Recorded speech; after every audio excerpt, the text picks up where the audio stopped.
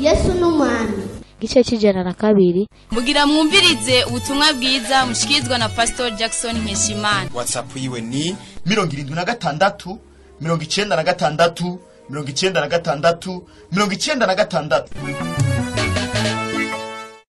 Ukaca wumva ubwoba bw'uko tunga iyindi mfuvyi kuko kumbure byo bava bimera nka kwa kundi.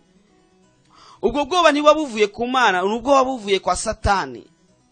Ntutinye kuko hora ari kumwe nawe kandi agomba kugirire neza. Mu Baheburayo usome mu Baheburayo 11:27 niho havuga amakuru ya Mose igihe atatinya kuja imbere ya Farao. Byari bigoye. Mose amakosa yari yakoze, yari yishe umunyegiputa, yarahigwa kandi byari bikomeye cyane, kandi iyo bamufata byari kumera nabi. Mugabo igihora mutumye kwa Farao yaramuhanga yashika kwa Farao, ntiyagize ubwoba bwa kahise kiwe, ntiyagize ubwoba bw'ivyabaye kuri we, ntiyagize ubwoba by'ivyo bamubwiye cyangwa ivyo bamubwira. Uko babikubwira kose, uko babikubwiye kose, uko kahise kawe kabaye kose, ndakubwiye nti ntutinye kuko hora ari kumwe nawe.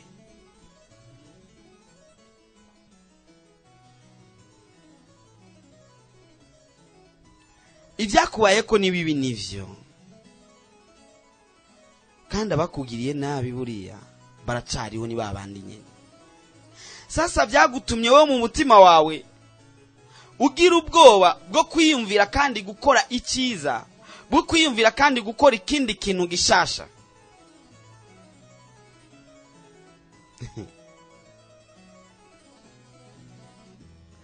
Buriya ikigwanisho Satani akoresha kinini cyane ni kugutera ubwoba.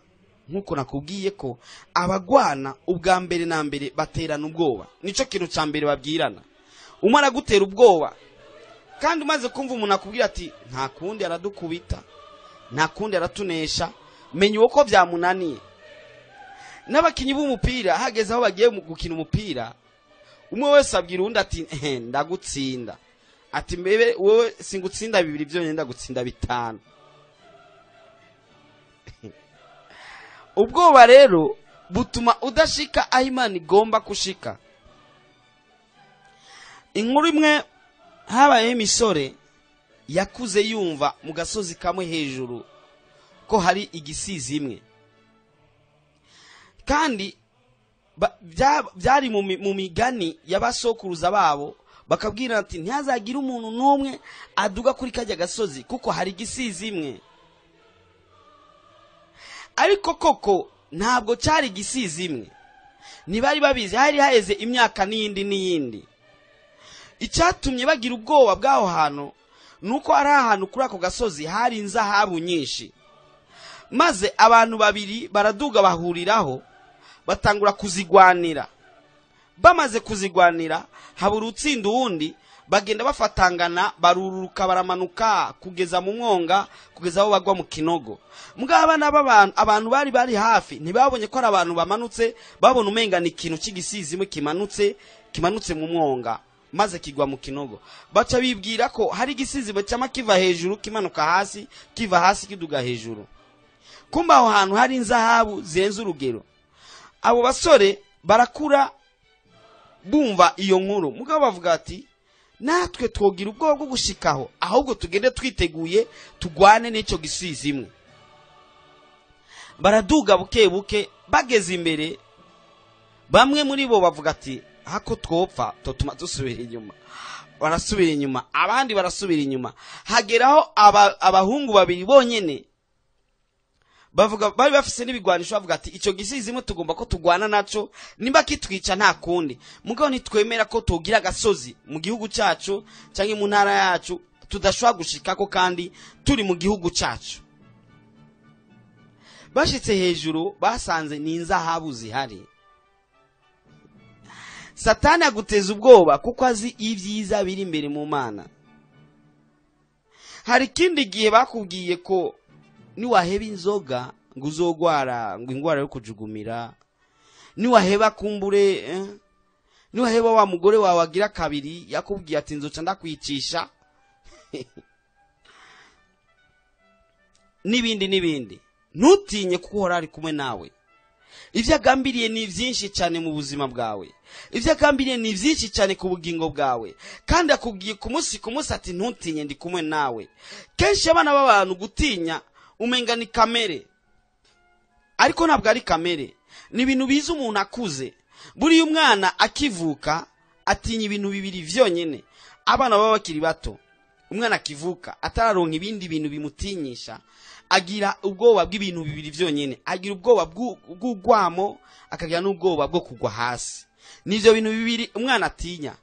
Ntatinya inzoka, ntatinya kayabu, ntatinya ikindi kintu. Nico gituma abarundi baciye umugani ngo ari umwana yitwa igifata nzoka. Sinzi ndibaza nuko bakivuga. Umwana mutonya n'inzoka ashobora kuyifata atazi ko ari umwasi umwana w'umuntu. Nukuvuga iki? Ubwoba aza kubuturonka mu nyuma uko agenda akura. Kandi kujya umwana kenshi si kenshi inzoka ikomora umwana kuko atayitinye. Buriya ubwoba buza kuza mu nyuma bivanye n'ivyo yabonye, bivanye n'ivyo n'ivyamubayeko, bigatuma yiyumvira ko amagira ubwoba kandi akaguma hahandi. Umwana w'umuntu agira ubwoba budasanzwe cyane, bigakomera gose, ukumva umenga karabaye urapfuye kandi utarapfa. Ngira ndakubwire ko nkuzanye ubutumwa bwiza uhora agomba kumukorera. Ntutinye, kora kwa kundi uhora yakubwiye gukora, shitsa kwa kundi yakubwiye ngo ushitse, kandi ugire kwizera gushasha. Nimba yakubwiye ati rero icyo gikorwa cyanje ngomba kugikorera ku musozi runaka, ukabuzi neza ko ari Imana, ukabuzi neza ko ari Imana. Icyo nico nkubwiye kuko ibivuga ni byinshi, ivyereka ni byinshi.